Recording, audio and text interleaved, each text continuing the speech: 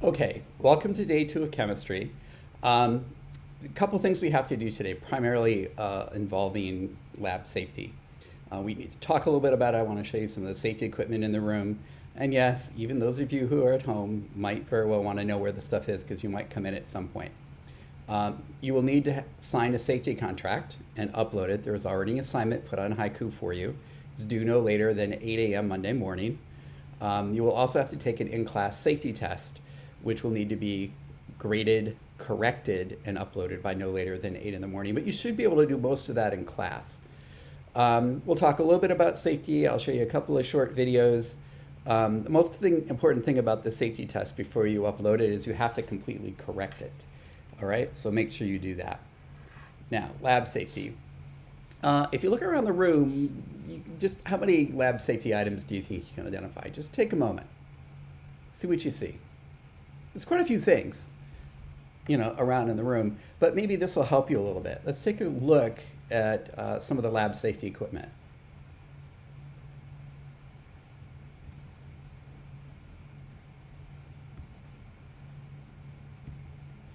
Okay, so let's take a look at what we have as far as safety equipment in room 319.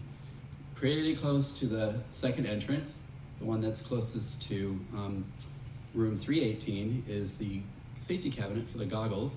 We put goggles in there. They are actually sterilized. We have a UV light in there so that way they're clean and germ-free. If you look up at the ceiling over here, we have a fire alarm that is linked to temperature. So if it gets too hot, the little crystal in there will melt and it'll set the fire alarm off. We have another one over here, right here. This one is a smoke detector. So we've got both a smoke detector and a heat detector in here on the ceiling. We also have, linked to the one that's heat sensitive, guess what those are? Those are sprinkler heads, so we've got sprinklers in here. Now let's move back to the back of the room, see what kind of safety equipment we have. Now most of this stuff back here you will never touch. I will help you operate it if we need to. In the cabinet here by the door that's closest to room 321, we have a fire extinguisher. It's a dry chemical fire extinguisher. You guys will never use it. Above that, this little switch here shuts off the gas. You can only touch that if Dr. Turbage is on fire. I would prefer you to shut the gas off and put me out. You can also use the fire blanket, which I'll show in a minute. Now these two handles are kind of weird. One of them goes to an eye wash. The other one goes to a shower. Now look at the floor.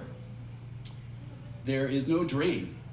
The water from both of those will come straight out of that clear pipe right there onto the floor. Shower head's right up there. We will never use these unless it's an emergency, and when we do use them, it's going to flood everything. So I'm not going to demonstrate them. Normally I would demonstrate them, but because of the way it's set up, it will cause a flood, so I can't do that. Over here are goggles, we've already done goggles, are lab aprons. And so the lab aprons are oftentimes used whenever we're dealing with liquids that might be corrosive. Fire blanket is here. Now I said you can turn the gas off if Dr. Turbish is on fire. I also would prefer you to take the blanket out and put me out. But generally speaking, you're gonna want to, in any emergency other than Dr. Turbish burning, you're gonna want to get his attention, get my attention, and I will take care of whatever the problem is. This thing, this big container, this is Supreme Air LV on it. This cabinet is a fume hood. What it does, I can put the switch on over here. You can probably hear it, turns on a fan.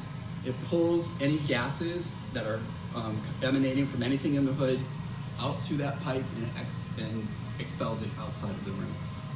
So that is pretty much all of the safety equipment located in room 319.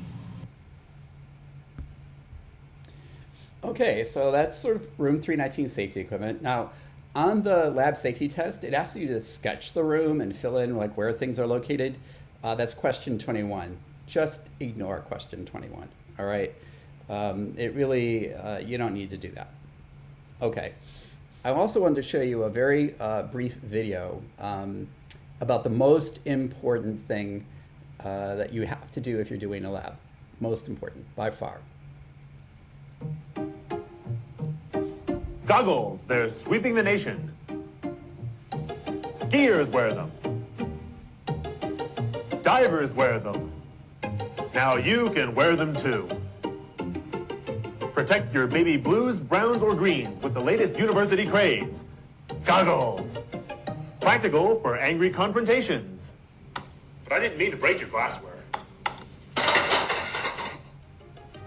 And the newest fashion craze too.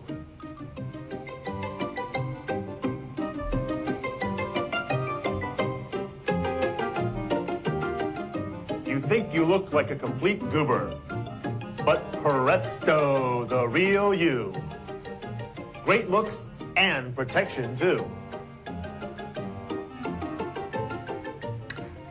Goggles. This message is brought to you by your friendly neighborhood chemistry TAs, whose motto is, you have to wear them even if you hate them. Goggles.